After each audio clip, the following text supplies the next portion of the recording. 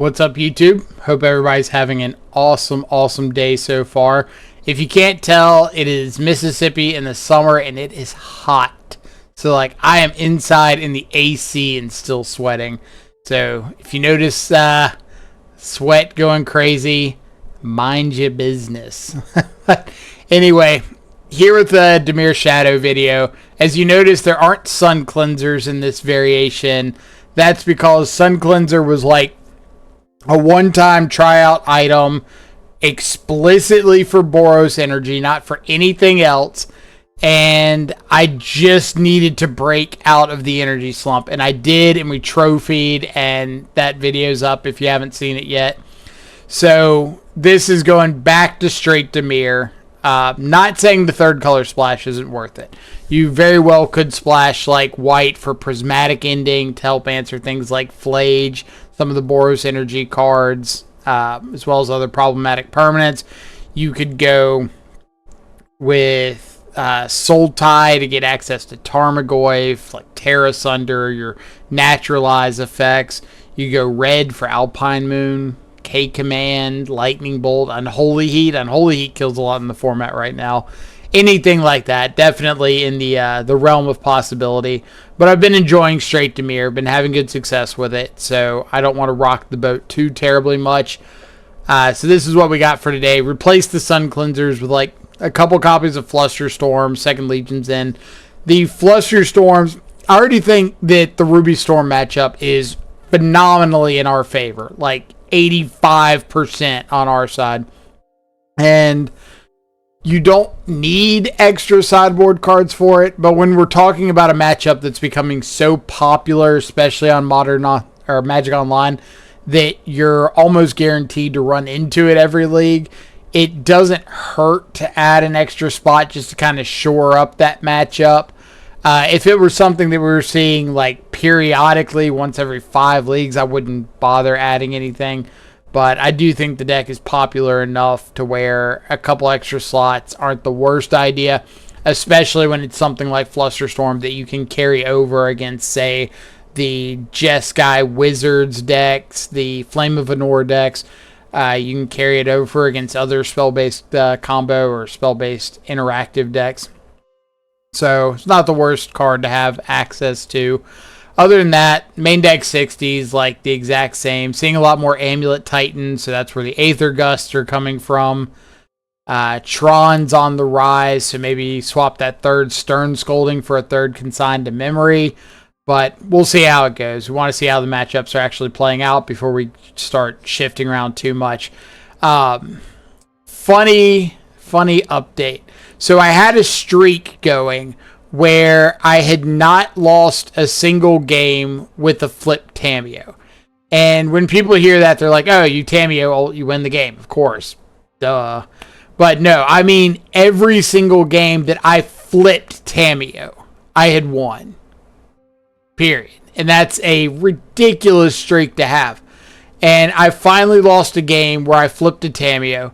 Not only did I lose a game where I flipped it, I lost a game where I ulted Tamiyo against Crabvine, because first off, Vengevine is a cast trigger, not a resolve trigger, so it doesn't matter how many counter spells you have if they just cast 2 things.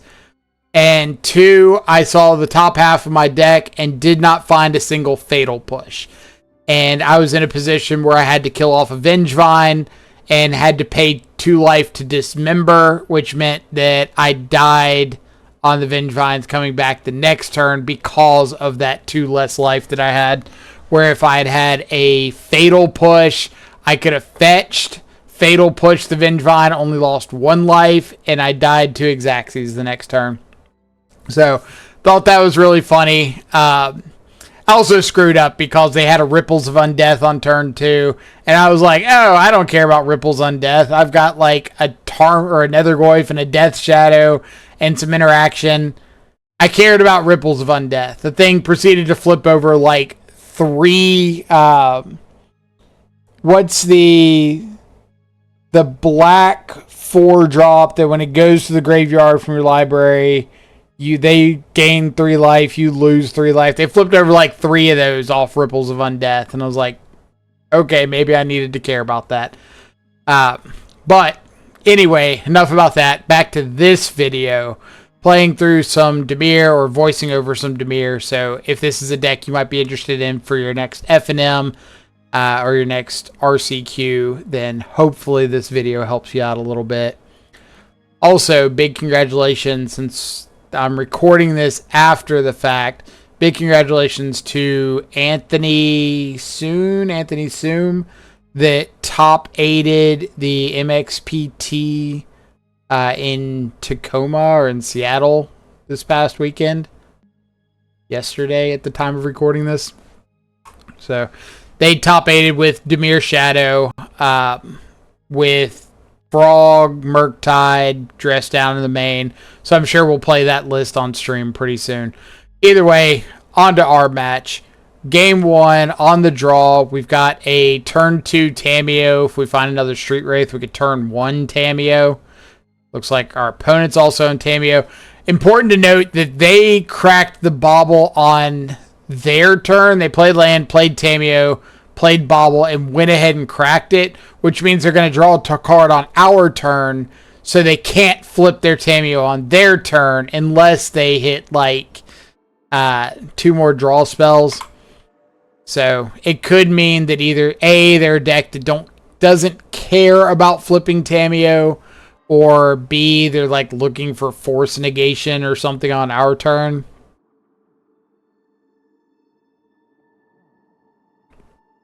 See an Emery, pretty good card. So now Kappa Cannoneer in the yard. We do see a force negation, so that play makes a little more sense now. With the Kappa in the yard, Disruptor Flute. So it looks like some sort of mono blue prison deck, or like an artifact prison deck. Preordain off finds us Dismember to kill the Emery. We get to flip our Tamiyo with the Street Wraith. I do think, I won't go as far as saying I think Dimir Shadow is the best Tamiyo deck, because I do think decks like Wizards and Blue-Red Murktide make really good use of playing out Tamiyo and using it as a value engine. But I do 100% think Dimir Shadow is the best deck at making Tamiyo a win condition. Best deck at flipping and ulting Tamiyo. So, opponent finds a Springleaf Drum. We know they missed their land drop, so I'm really interested in killing off this Tamiyo here, so they just can't improve their mana production. We've got Nethergoy, Shadow, Drown. I decided to just hold up the Drown instead of playing out a threat here, because I don't know what could happen. Like, I've got a Tamiyo that's going to be ulting soon. I don't need to force the issue and play out threats. I can just protect the Tamiyo. Sideboarding, it's this mono blue stuff. We brought in, I think this list did have Mystical Dispute, so I brought that in, obviously. The rest of the sideboarding, not really a whole lot going on. Like, I brought in a couple copies of Stern Scolding for Emery, for Tamiyo. Brought in the Mystical Disputes, just trimmed on a couple spots here and there. For the most part, I didn't see what their deck really involves. I don't know if it's like an Urza deck or something. So Game 2 is more about like some slight hedging and feeling out what's going on a little bit more. And then if we go to Game 3, then I can have a better idea of like what I need to focus on.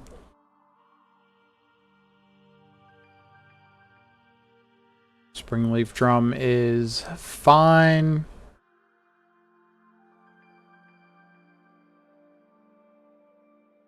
So, get to Thoughtseize.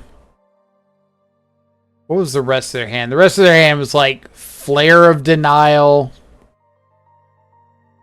Should have paused there.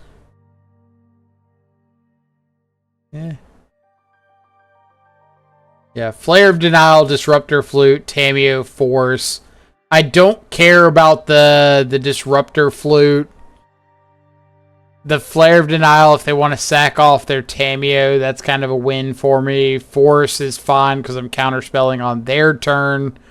So I kind of just want to take the backup Tameo so that if I find an answer to this first Tameo, that problem's just done. Don't have to worry about Tameo anymore. I'm like, hey, there's an answer to the Tameo. And since next turn I'll have 3 mana, I can drown on their turn and then pay, like, Mystical Dispute the Force or the Flare of Denial.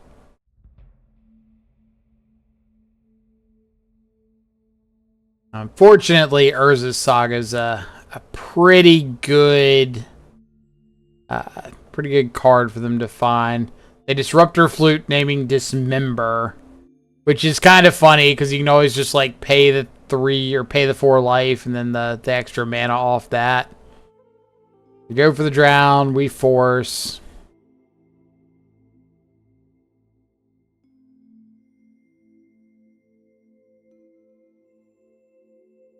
Make a construct, crack a clue. Play a Tameo, flip a Tameo into the yard. They might have like the artifact Lava Spur Boots, which they do, that can haste up their dude. And they have a Kappa Cannoneer, so we're kind of in some trouble. Kind of. A little bit of trouble. I mean, at the end of the day, all we got to do is answer Kappa Cannoneer, Construct.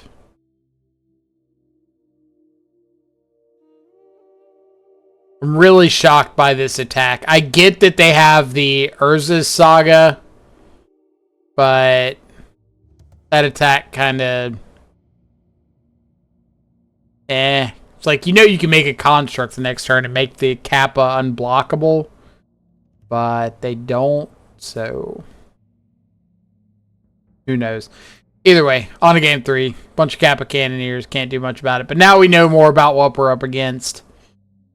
And of course, I'm going to keep like a turbo Nethergoyf hand against the deck trying to do unfair Saga blue stuff. Push is great pickups. We get to Thoughtseize away in Emery, leave him with just like a couple Kappa Cannoneers. Get down our second Nethergoyf, and now we're just going to start turning things sideways as fast as we possibly can. Oh, I love this play. Tameo, Fatal Push our own Tameo, because we've got no creature and no instant in the yard, so this grows our Goyfs by 2 each, which makes it a 2-turn clock instead of the 3-turn clock if we had not done that. And we don't really care about Tameo here. Like, they're kind of locked into just making a construct this turn that's got a chump block. And we get to throw down Tameo, hold up Mystical Dispute. If we weren't against a blue deck here, I would just hold up the Mystical Dispute as like a bad mana leak. Like if you're up against a blue-red deck, blue-black deck, something like that, I would just hold up the Mystical Dispute because there could be something that I wouldn't get the discount on. And the Nethergoyfs are going to kill them anyway. But because we are up against a blue deck, I'm pretty fine just holding up the Mystical Dispute. And yeah, there are opponents dying to Nethergoyfs. Round 2, up against Patsy. Reasonable opening hand on the play. We find another draw spell. We've got to turn 2 Tameo unless, you know, they lightning bolt our Tameo. Boo. We would have been able to flip Tameo with that preordain. So red-white with lightning bolt could be some sort of energy variant.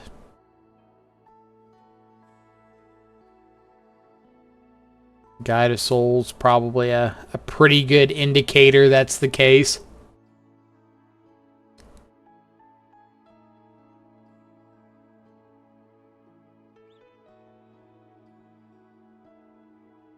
Find ourselves a Nethergoyf, so We did have a plan to block until Static Prison. These energy decks are just phenomenally good tempo decks. Thoughtseize, we get lightning bolted in response. And now we're pretty dead to Guide of Souls and Ragavan.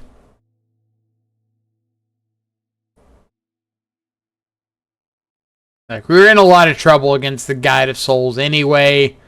But yeah, kind of had everything there for us. So go to game 2. Again, this is the dreaded matchup, but we've got some tools. Board out a bunch of our stuff that loses life. Board in, like, I think I boarded in Aether Gust. Boarded in Stern Scolding.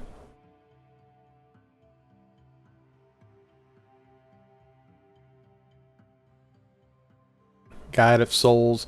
I could Stern Scolding the Guide of Souls, but I want to dismember it so that I can save the Stern Scolding for like an Amped Raptor. Something that would 2-for-1 if I let it resolve. Where the Guide of Souls is just going to be a 1-for-1 with a piece of spot removal.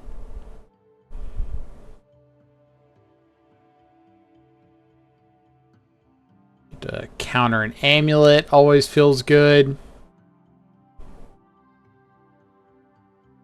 Find a Nethergoyf. Okay. We're cooking with peanut oil now. We can Stern Scolding like in a Johnny or something. Oh. Oh. Yeah, that makes things a little more awkward.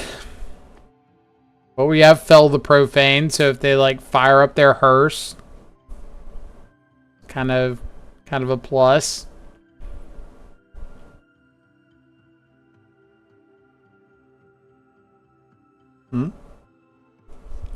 Amulet, play around stub. Ha, we don't even have the stub. Alright, Tamiyo's a good draw though. We've got a way to fight through the Grave Hate. I mean, obviously it involves them not having a bolt or a discharge, but... Oh, never mind. See, now this is exactly why I was so bent on playing Sun Cleanser. Now, obviously, it wouldn't have been a perfect answer against a lot of this, but what's happening when I'm playing against Boros is I try to fight over, like, these Stern Scoldings. I'm trying to fight over the Guide of Souls, Amped Raptor, Ragavan, Ocelot Pride, Felia, stuff like that, and I just get like valued out by Bolt, Amulet, Unlicensed Hearse, Fable of the Mirror Breaker. Oh, Fable ditches double Flage. Stern Scolding looking not great here.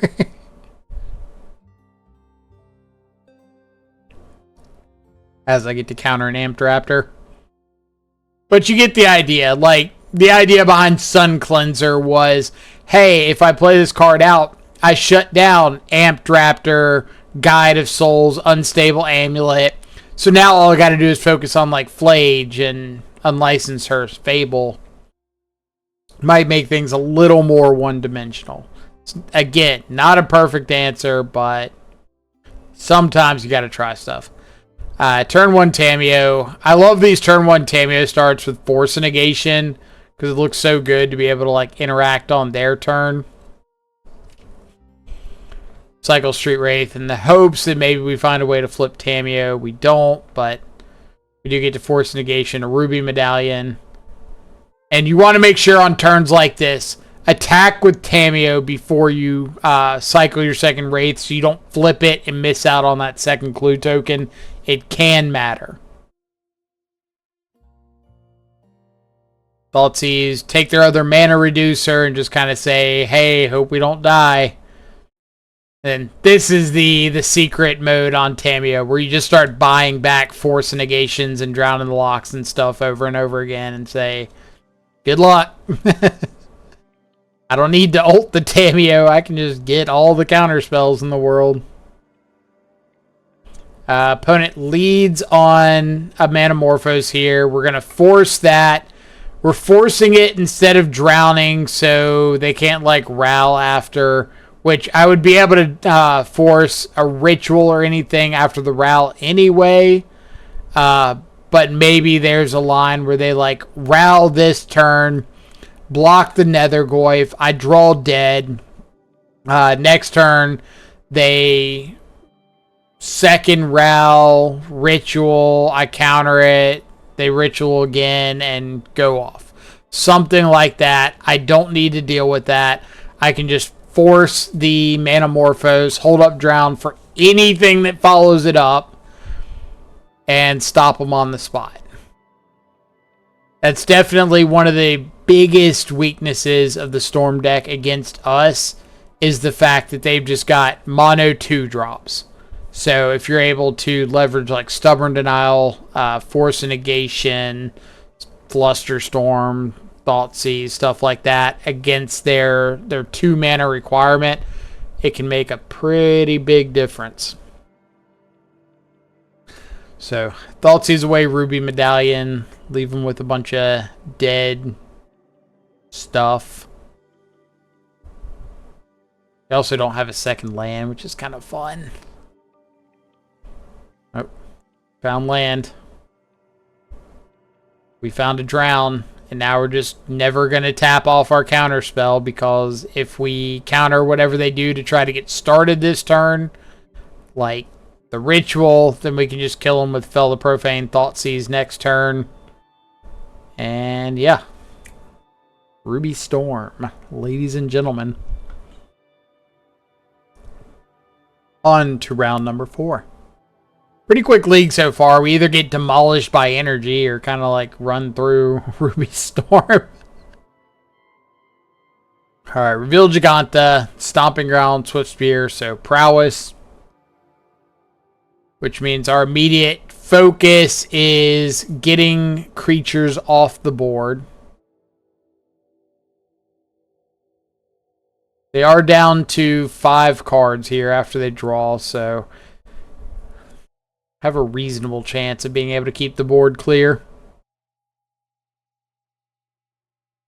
It is important if you're going to use your removal spells during combat, give your opponent a chance to cast something. 'Cause like, if you say, yeah, no blocks. Alright. Paper tips.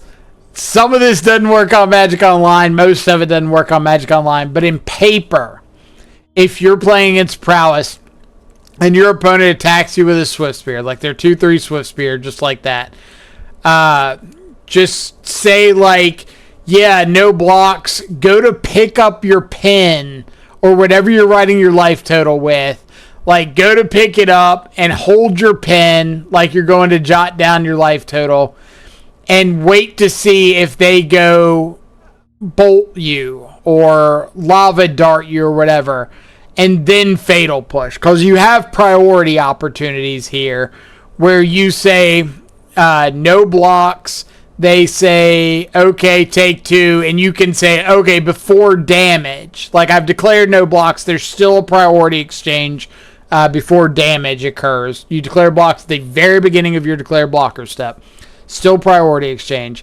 So pick up say like no blocks, pick up your pen like you're going to write your life total, and see if your opponent casts anything else. If they say, like, take 2, then you can say, well, before damage, I'm going to fatal push.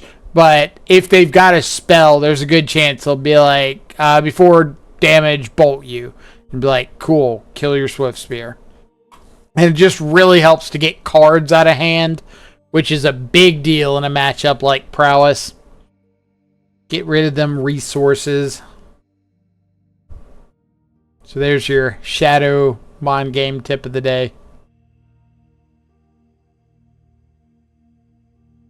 Double Wild Slash. So I know I'm going down pretty low on life, but I've got like Nethergoyf, backed up by another Nethergoyf and a Drown in the Loch. My opponent doesn't have a lot going on. Shadow's a fantastic pickup. I'm just planning on closing out the game before like this life loss matters. So we know their hand is Arid Mesa, or the Arid Mesa they played, Mutagenic Growth, Wild Slash. I've got Drown in the Loch to fight over a creature. I don't care about the Wild Slash, because even like a Wild Slash and a Bolt doesn't kill me. Bloodstained Mire is fine. There's a Slick Shot. So like this. No blocks. Oh, you're going to start going for spells here. Well, Mutagenic Growth put you dead. Now I can kill the Slick Shot. Game's over. I got those cards out of hand. I don't have to worry about them. Now, they kind of had to go for it anyway, so I understand it. But you get the idea. You also have to be really careful Slick Shot show off in this matchup, because it will kill you out of nowhere if you're not careful. Find a little bauble for our Flooded Strand.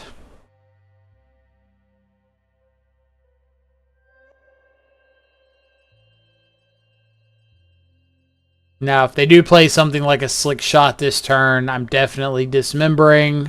But they do just plot the show off. Nethergoyf's a good threat. It's a threat that we don't have to commit to the commit life to. Just get it out on the battlefield. Show off, second show off is a lot of damage, especially backed up with a Tormod's Crypt.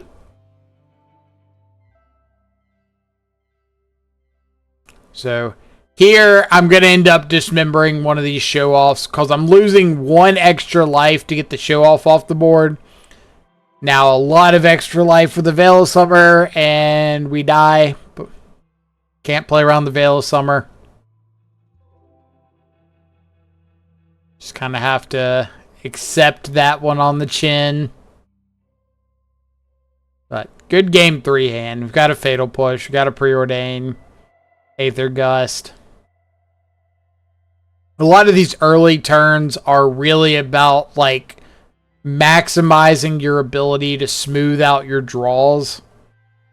So I don't need to lose a bunch of life here. I do have Nethergoyfs in the deck. I have interaction. I don't need to go crazy if I don't have to. And fetching conservatively early means that you have the ability to make plays like this where you're fetch, shock, Thoughtseize, even in the face of a deck that uses a bunch of red-based or red damage-based interaction. So we see Questing Druid. They've got a Tormod's Crypt we know about. They've got a Lightning Bolt. So just looking for a threat. But our interaction's really good, so I'm not going to be the one to tell them that if they just hit lands and like add Giganta, play Giganta, we're kind of screwed, but hey, there's a threat. Fortunately, this means we probably have to fight over this Tormod's Crypt, but could be worse. Stub the Crypt, second Crypt, alright. So they're going to go for the Bolt, ditch the Crypt.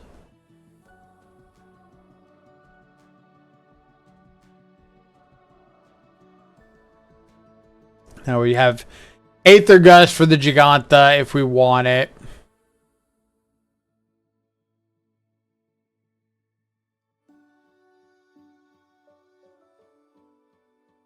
Wait just to see if they put anything else on the stack. They don't. They end up bottoming this Giganta. So we don't know anything that's in their hand anymore. But Preordain's a fantastic pickup. We'll double bottom. I don't need another Legion's End. I need, you know, creature, power, toughness, attack, one of those kind of things. Plot a Slick Shot. Draw off their Fiery Islet. So The quicker we can find a threat, the better. Just saying. We'll force the Seek the Beast, because I do have Fatal Push to answer the Slick Shot. Then I'll just pass here. I don't need to fetch if I don't have to. If they put a Bolt or something at the Shadow on the stack, then I can always fetch then.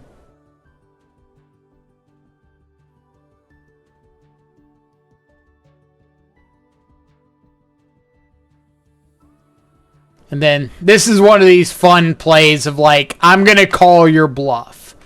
If you don't cast a spell, I'm fine just taking 3 off the show off and going to my turn. My Shadow's going to live. I don't have to kill the show off. If you respond with like Bolt your Shadow, then I get to respond with Fatal Push the Swift Spear, keep the Shadow alive, or Fatal Push the Slick Shot, something like that. In this case, if they went to Bolt the Shadow, I would fetch and shock, go down to 8.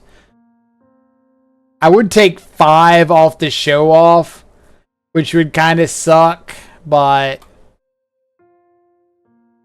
would keep my Shadow alive. Either way, I'm just gonna take the hit, keep my Shadow around because I've got double removal spell here. Really don't feel like super pressured to have to act. They have a Veil of Summer coming off the top, which means we're killing stuff like now. Go to Legion's End, the show off. They respond with hitting their own show off with a Wild Slash, which makes me assume that they have another show off in hand, like so. We thankfully get to escape our Nethergoyf. We know about Veil of Summer, but we have Aether Gust now to protect against that. So we're just going to get rid of it. Kill the Swift Spear, attack in for lethal. And we could Fatal Push the show off. But, yeah. Good read on our part for the second show off. Not that it, like, really mattered. Kind of heads up play on them to kill their own show off there. That was cool. So on to round 5. Opening hand had like 5 lands, nothing going for it. Second hand, pretty good. Got Nethergoyf. We got Preordained Force. Forest Sylvan Safekeeper almost assuredly means Nadu. There's probably like some corner cases where it doesn't. Okay, so I bobbled myself there. I know that if I want to play a 1-drop, I have to fetch. So I have to lose that card that I bobble. If that top card was exactly Fatal Push or Dismember, I would keep it on top, draw it on their turn, and go to kill the Safekeeper on their upkeep. That way, if they wanted to keep the Safekeeper around, they'd have to lose the forest, and it's kind of like strip mining them. But if they don't want to keep the Safekeeper around, then getting that off the board would be a pretty good deal. But that's why I bobbled myself there, is to see if one of those exact cards was coming off. Since it wasn't, then it becomes fetch, shock, make a play. Take a Stone Forge, which means our Force of Negation can interact with Chord of Calling if it's on their turn. It also means that, of course, they're going to, top deck a Stone Forge. Anybody who's out there and tells you that the Thoughtseize bug isn't real is a liar and a poopy head. Say Stoneforge for Shuko. Thankfully, the best this deck's going to Stoneforge for is Shuko instead of like a Kaldra. If they had just gone to get a Kaldra, the game's over. But alas, they do not have access to such blasphemous items. I really thought about just drowning the Safekeeper, just to try to get them like cut on mana, cut on green creatures. But now that I've got, like, this Force negation, I'm just never going to tap off of that in the face of Quarter Calling. Like, I'm putting a lot of damage forward right now, so good luck. Colony Garden Memnite into Cord, which we have the Force. So let's go to game 2.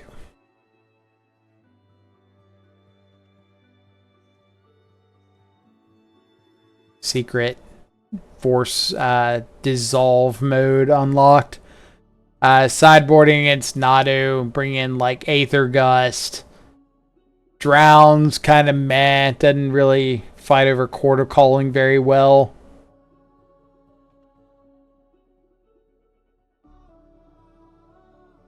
It's okay. It's not great. Legion's End's coming in.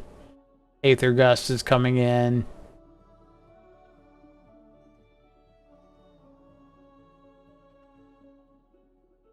Preordain. Looking for a Thoughtseize.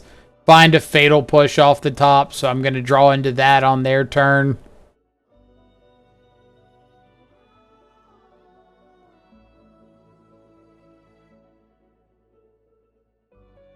Now, thankfully, they have Dryad Arbor here instead of, like, land Nadu or something. So we can shut off some of the mana production. We do have to put ourselves in a position where if our opponent just has a, like, third land in Nadu this upcoming turn, then we could be dead. If they don't have third land Nadu, we might be okay. Didn't even think about Springleaf Drum, but hey, it's a Nadu, but they don't have the Shuko. They had to get Springleaf Drum. I also didn't know they ran multiple Dryad Arbors, but last card is a Court of Calling for a Stoneforge Mystic, which lets them play Shuko and start equipping. Now, you could scoop it up at this point, and I wouldn't fault you, but we're not dead. They can whiff on the Shuko. They get 8 looks to try to find stuff, but they can whiff. Lands don't really matter. We've got Stern Scolding for a creature. They have to put out 3 blockers. Never mind Cavern of Souls, you know. Naming Merfolk, though, so, like, Thassa's Oracle is the only Merfolk, I assume. See, a Court of Calling, well, that doesn't matter. So they ended up revealing, like, Thassa's Oracle, Court of Calling, second Court of Calling, Cavern of Souls, and Besage. So they did actually whiff there. Really great. Love to see that. But that's kind of the advantage of putting enough pressure on your opponent. Hey, you have to kill me right this second. If you don't, game's over. Okay. 4-1. Pretty good 4-1. Can't complain about that. Losing to the Boros Energy deck, but we lost to Boros Energy having game 1, kind of the insane rollout, the Guide of Souls into, what was it? Guide of Souls into something, into Static Prisoner, Nethergoyf, into Flage. And then game 2, the really weird rollout of the Unlicensed Hearse, Fable of the Mirror Breaker, Flage. Just made our Stern Scoldings look awful. So still looking for ideas for that matchup. Still looking at ideas of splashing a third color. But again, I don't want to just like force a third color if I don't have to, if there's not a clear purpose. But if I do find a clear purpose, then you can bet that'll be the next thing I'm looking into. Flusterstorm. We dismantled Ruby Storm. We didn't need Flusterstorm to do it. So you could absolutely replace those with something else. Again, I think if the deck is this popular, then I kind of like it. Aether Gust, I could probably lose. Like, Aether Gust, Mystical Dispute are very big meh cards. You could say cut the 2 Flusterstorm, a Stern Scolding, 2 Aether Gust, 2 Mystical Dispute, Wouldn't even fault you for losing Legion's End, and that opens up a lot of sideboard space to mess around with if you want to splash a color out of the board, if you want to maybe find something else in the blue or black spectrum that helps answer some of the things we're seeing. But a lot of space. I like that out of the deck. There's a lot of room for customization. Tamiyo, still great despite having a blemish on her record now with a loss, but can't help that part. Otherwise, yeah, I mean, Dimir's Dimir. It's a sweet deck. It's pretty consistent, pretty straightforward. You just have to make sure that you have access in your 75 to the right answers at the right possible time. And if you can manage that much, then your threats will get you there. So, hope everybody enjoyed the video. Let me know if you have any questions down below. If you think a third color splash is worth it or even necessary, give a suggestion. Let me know what you're thinking. What cards you think would be worth the color splash. Otherwise, everybody have an awesome rest of your day. Stay safe. Enjoy some good food and company. I will catch you back live later. As always, links down below for the deck list, Twitter for when live streams are happening, Twitch so you know when that live stream is, where that live stream is going to be. Deck list. It might not be this exact deck list. I've started doing the Moxfield route. So I'm just posting like whatever my current deck list is for Dimir. That's what everything's linking to. So if you see a few cards different, whatever's on Moxfield is my current list. And yeah, that's about it. Have an awesome rest of your day. Stay safe. Enjoy some good food and company. Catch you back live later. Adios for now.